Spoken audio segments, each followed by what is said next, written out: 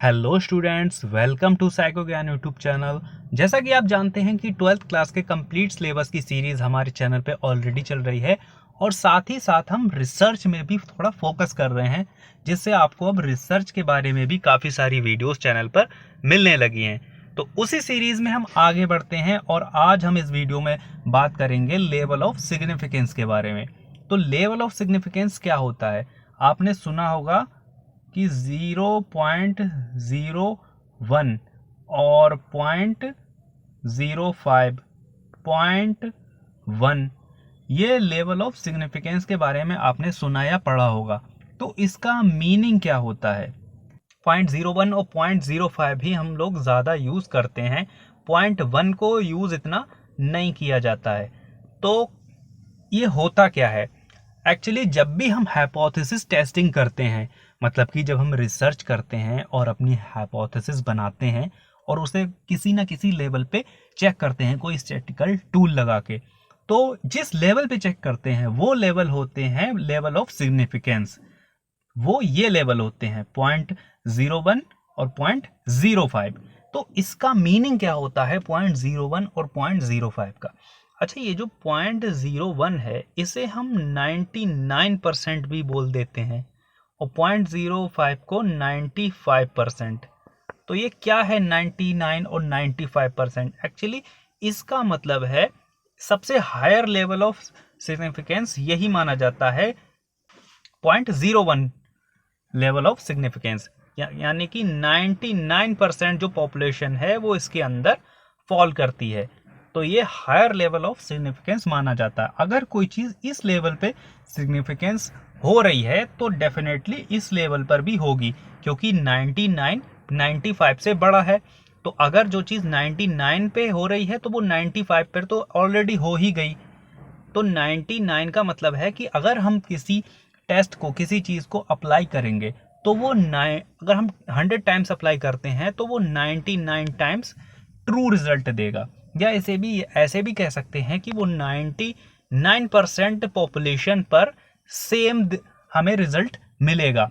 और इसी तरह से 0.05% का मतलब है कि वो टेस्ट, वो रिसर्च जो हमने अप्लाई की है, जो हाइपोथेसिस हमने बनाई है, जिसकी टेस्टिंग कर रहे हैं, अगर उसके रिजल्ट 0.05% पे हमें सिग्निफिकेंस मिलते हैं तो इसका मतलब ये है कि वो 95% लोगों पर ट्रू साबित होंगे। यानी कि वो चीज़ जो हमें मिली है रिसर्च में वो 95% लोगों के लिए सही है, वो सेम है 95% लोगों के लिए। अच्छा, आपने नॉर्मल प्रोबेबिलिटी कर्व तो पढ़ा होगा, एनपीसी। एनपीसी ये होता है, इस तरह का एक वेल शेप का कर्व होता है जिसमें सेंटर में उसका मीन होता है और इसका जो विस्तार है वो ±3 सिग्मा तक होता है।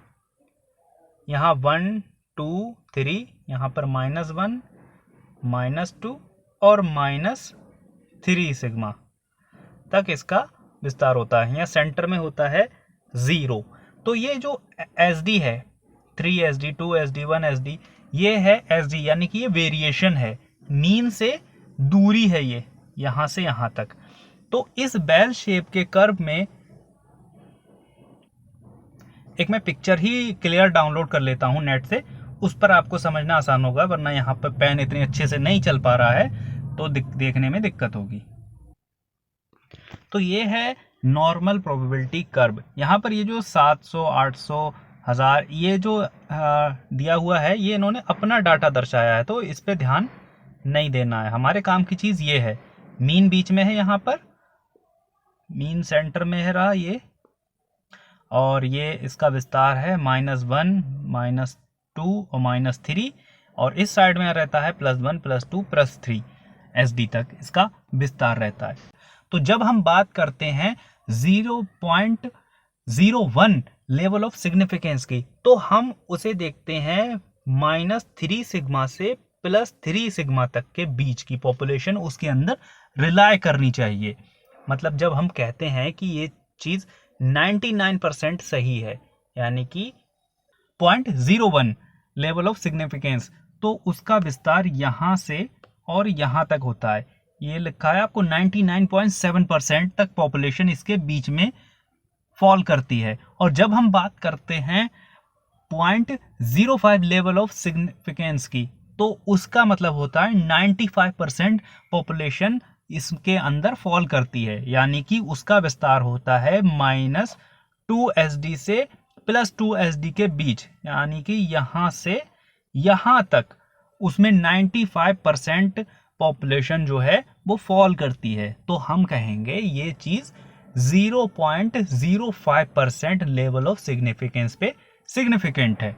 और अगर हम उसे और घटा के 0.1 लेवल ऑफ सिग्निफिकेंट कर दें तो उसका मतलब हो जाता है ये यहां तक आ जाएगी वो चीज, +-1 SD से और +1 SD तक ही उसका विस्तार रह जाएगा, यानी कि उसके बीच में सिर्फ 68% आंकड़े मिलेंगे, यानी कि 68% पॉपुलेशन पर वो चीज ट्रू होगी।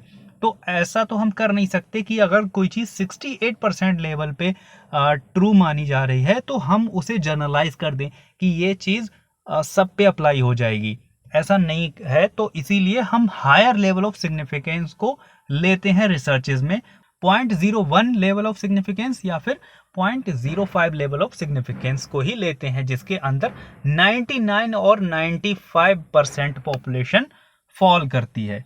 इस वीडियो में इतना ही, मिलते हैं अगली वीडियो में। Thanks for watching.